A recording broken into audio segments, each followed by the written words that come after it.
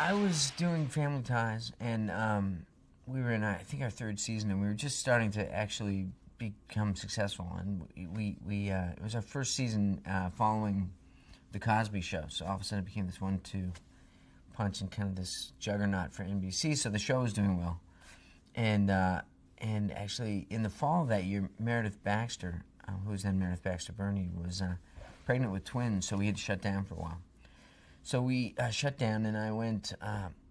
I did this werewolf movie called Teen Wolf in the break. I don't know what I was thinking. Like, it was a good career move from Michael Landon or something. Somebody I should do it. I have no idea why. But anyway, shooting this movie in Pasadena, and these people came by, these location scouts, because it was this great neighborhood where everybody shoots.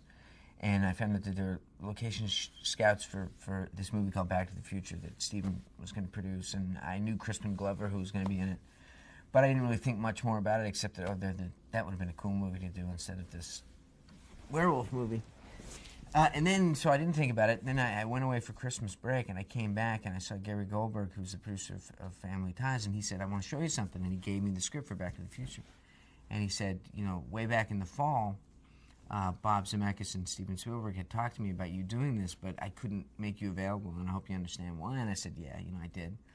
He said, but now they want to recast it. They want to put you in it, and if you're up to it, I'm willing to let you do it. So that was it. Cut to, a week later, and I'm doing double shifts. I was doing Family Ties all day and Back to the Future all night, and I was completely like a zombie. I didn't know what I was doing, but it all worked out.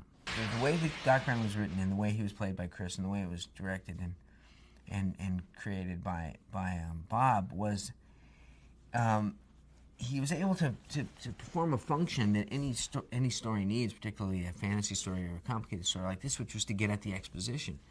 What we call, actors call laying the pipe. No one wants to lay pipe. Laying pipe, in other words, this is how it works. Or, so-and-so said this, and therefore this is going to happen.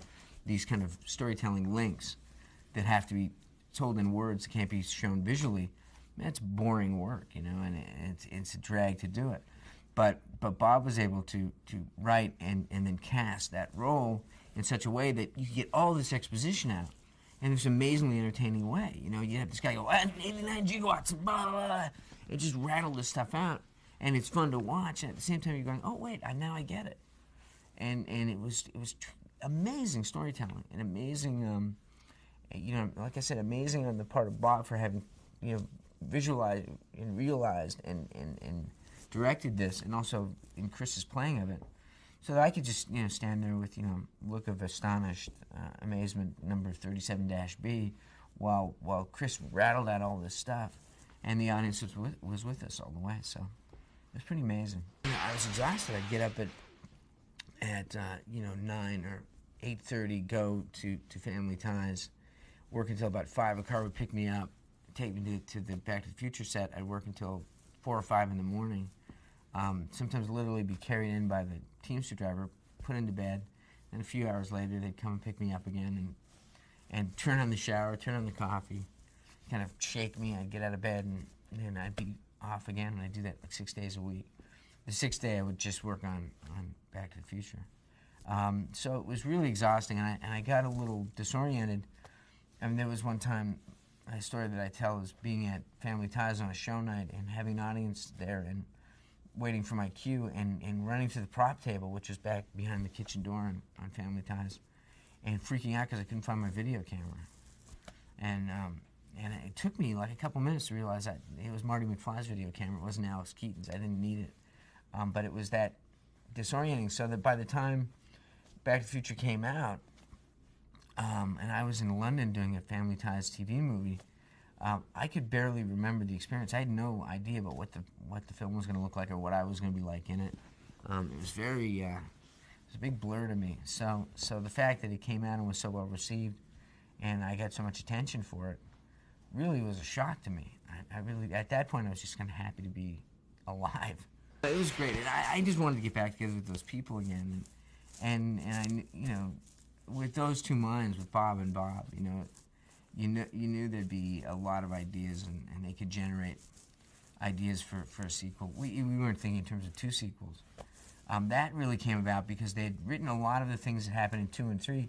They had actually put in an original script that was a part 2, but it was so expansive and so deep and rich and I think ultimately expensive that they came up with the idea of making 2 films. I was cured of my love of DeLoreans very quickly, my fascination with DeLoreans. They yeah, what I remember was, you know, they had all these cars and they would trick them out, you know, so they get camera angles in different positions, and yeah, I was always cutting my knuckles up and kind of like that.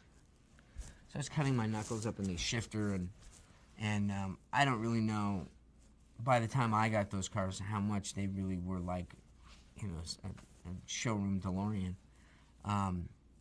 But, you know, I kept thinking, you can never get the car door open. You know, and you have those gull-wing doors, they look really cool, but if you park next to anything, you can't get out of the car. So I was always, you know, kind of trying to weasel my way, you know, between the whatever space there was, and the door was open. So, yeah, not a practical car. I can see why it didn't set the world on fire. A lot of the special effects that we did in 2 were really cutting edge at the time, and I don't know how they hold up now, whether they're kind of ancient, but a lot of the stuff we know, and I played all these different characters, you know, and I played Marty, boy, I couldn't even tell you now. I played Marty's son, Marty's daughter, Marty at 40, Marty, the 85 Marty. We'd all be in the same room, and so I had this camera, I think it was called a Tondro or something, and we'd shoot it. We had to do it all on the same day in case there was like an earthquake or something, and the camera moved. So we had to get all those shots on the same day, which meant doing all those makeups and all those takes all on the same day. So it would just be this exhausting day of getting into one makeup, getting out of it, getting into another, getting out of it, and syncing up, like, so that I could actually, like, hand myself props, and it was amazingly complicated. And I kind of, you know, was bummed when I saw the movie because it looked so seamless that you didn't really get how, you know, what an effort it was and how groundbreaking it was. And then with, like, the skateboard stuff, I was working with my friend Charlie Crowell, who did my stunts in both movies, all 3 movies, and he's a good friend of mine. And he would devise these things, these rods and poles and wires that would go up my back and down my pant legs and all this stuff so I could ride the hoverboard. And it was like Torquemada. I mean, it was extremely excruciating, a lot of these things, but we do them to just get the take. And yeah, he definitely could have worked during the Spanish Inquisition.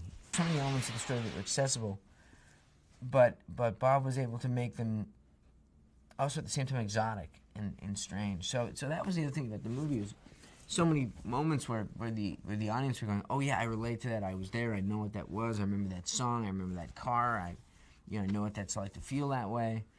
But still, it was dressed up in this package that was really new and exciting. Real feeling of you know, it was, in a way, it was this big production that was really expensive and you know, happened on a grand scale. But it also had this real kind of Andy Rooney, let's put on a show in the barn feel to it. You know, it really had a feeling. We had Steven's blessing, obviously, and Steven's producing it, and Frank and Kathy, who had a proven track record. But nobody expected it to be that. Nobody expected it to be what it turned out to be. So we kind of were like these kids in a candy store. I mean, we really, and it was such a great team, and we all cared for each other a lot, and knew we were part of something, and really wanted to, like I said with Bob, wanted to do it well for each other. You know, didn't want to let anybody down. You watch Chris Glover or Chris Lloyd in a scene, and you don't want to go in and stink up the joint when you go to do your work, because you just watch them be brilliant. And that kind of connected feeling all the way through. Yeah, I don't know that it exists anymore like that.